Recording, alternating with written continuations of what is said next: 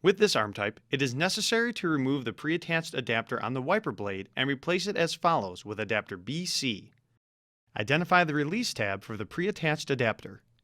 Press the tab down with your thumb while pushing the pre-attached adapter back toward the release tab. The adapter will disengage from the blade. Discard it.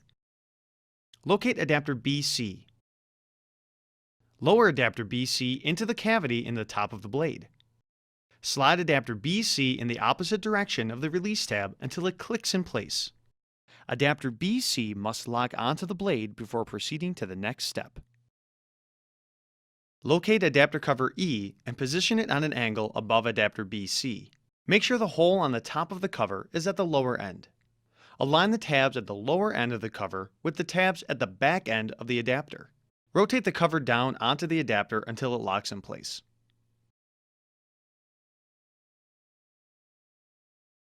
Hold the blade at a 90-degree angle to the end of the wiper arm and push it all the way onto the arm pin. Rotate the blade until the tab on the top of the arm straddles the top of the blade.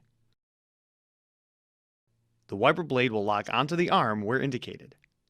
Before use, make sure the wiper blade and adapter are locked onto the wiper arm.